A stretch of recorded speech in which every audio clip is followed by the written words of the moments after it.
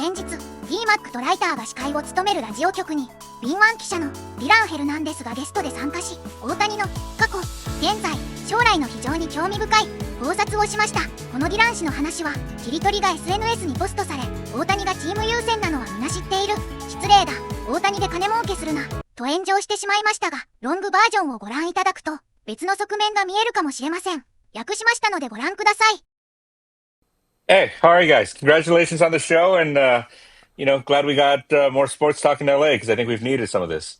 Dude, we're so pumped to have you here. And I don't know how much you've heard of this. You've heard Doug and I get along great. We disagree on every single thing Dodgers. It feels like. So I'm very excited to get your take. Let's just. So the big thing we've discussed is Shohei Ohtani and the degree to which the Dodgers should protect him, right, as a two-way player versus give him the latitude to pitch more often. I won't bias the jury here, but when you're trying to sort of on the scales balance Ohtani's excellence, his desire to do things as a pitcher and a hitter with protecting him, where do you come down on if you had the say what you would do if you were Andrew Friedman with Ohtani as it relates to how often he plays and how often he pitches?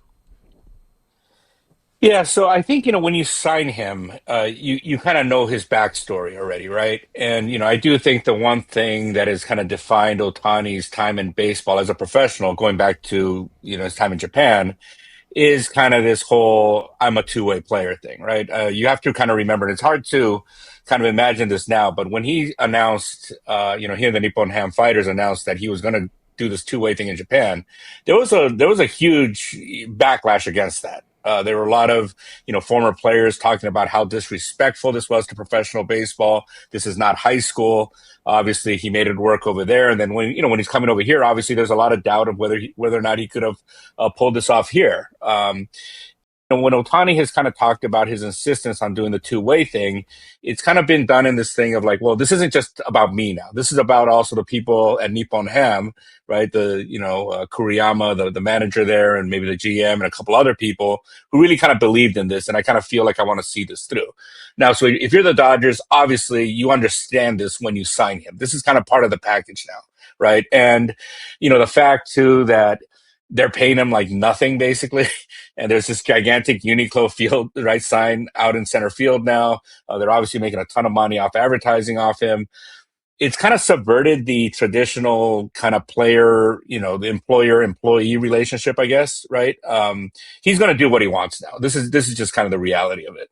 Now, as far as like right now goes, and I think that this was actually a good sign, the fact that he agreed to kind of take himself out of the rotation here. Because I think this is the thing, right, is that none of us really know Ohtani. And look, I went in 2017, in his last year in Japan, when I was at the LA Times, they sent me over there. I kind of followed him around for like a week, went to his high school, and here's the thing. I speak, my mother's Japanese. I speak fluent Japanese. I do not know this guy. I don't think most of his teammates know him either. And so I think, there was always kind of this like, well, what is he really prioritizing? You weren't ever quite sure. Would he put the Cy Young, right, his pursuit of the Cy Young award, which he did kind of publicly say he wanted when he reported to spring training, would he put that kind of in front of like the team ambitions? And what I do think that this showed is that he will put the team first, right? He's not going to pursue this Cy Young award at all costs. And I think that because of that, you can actually kind of trust him to make the right decisions about his own body, and he's going to put the team, I think, in front of himself. I think go back to 2023, his last year with the Angels. I mean, that was one of these teams that, right, they were anywhere from like 4, 5, 6 games out of, the last wild card. And right, he had that start against the Mariners. He couldn't like feel his fingers or something. They offered him an MRI and he's like, no, I'm just going to keep pitching. Now that is not an individual, right? That's not him doing what's best for Ohtani because he was an impending free agent. He had hundreds of millions of dollars at stake. And he's like, no, I want to win, right? Whatever remote chances that we have, if they're alive, I want to win.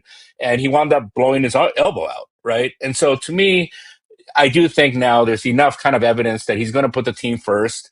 This is obviously a guy that knows his body, and I think you can kind of trust him, right? I do think I'm not really sure you need to take that decision out of his hands, given kind of all the ingredients at play here. What's going on, Dylan? Hey, so couple things. As far as just the power dynamic between Shohei Ohtani, Dave Roberts, all the powers that be within the organization, it was reported that I believe Shohei contacted them, talked about the knee, and then ultimately he's scratched from his start on Friday.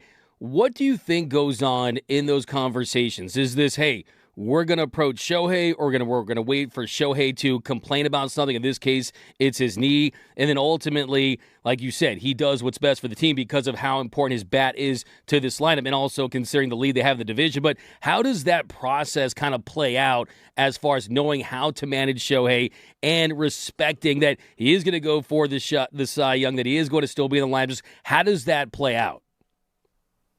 Yeah, I don't think, I think it's kind of one of these things where no one's really quite addressed this dynamic like head on, right? I think there's kind of there's some kind of guesswork involved.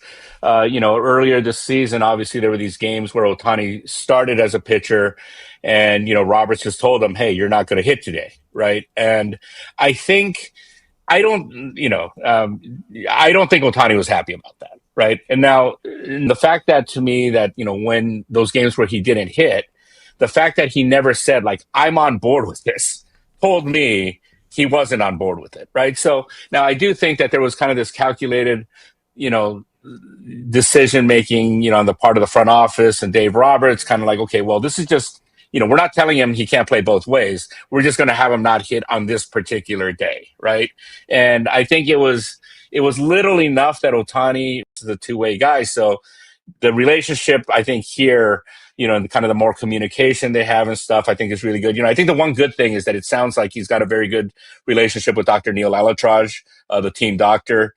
He does seem to, take a lot of, he really does trust Alatraj, which is kind of a big thing, because I do think, people from Japan, a lot of times they don't really trust Western medicine. My guess is that until he's probably out of this Cy Young race completely, he's going to want to keep taking his regular turns. One thing that kind of came up relatively recently, and I can't remember when this was, maybe a week or two ago, he talked about kind of the pride that he took in just kind of being able to take every turn in the rotation, right? And, kind of being there for the team, so to speak. And to be honest, like me, like as a spectator, look, here's the truth. I get paid the same whether the team wins or not, right? It is better for business, obviously, if the team wins. I mean, I think, right, you guys will probably get better ratings if the team wins. More people will read my stuff if the team wins. That said, it doesn't really like affect me that much. That said, as kind of like a neutral observer here, look, I've seen great hitters before, right? I mean, I saw Barry Bonds play. You're not going to convince me anybody's better than Barry Bonds, whatever he was or wasn't doing at the time. I've seen great teams before, right? Whether this team wins again or not. What I have not seen before is kind of what Shohei Ohtani's doing and trying to do, right? And so from that standpoint, personally, I would just kind of like to see him kind of push this as much as he can, just to see how far he can go and what the limits of this thing are. One thing that I do really like about Ohtani's career, right, and I think we could say the same thing about Clayton Kershaw too, there is no what if.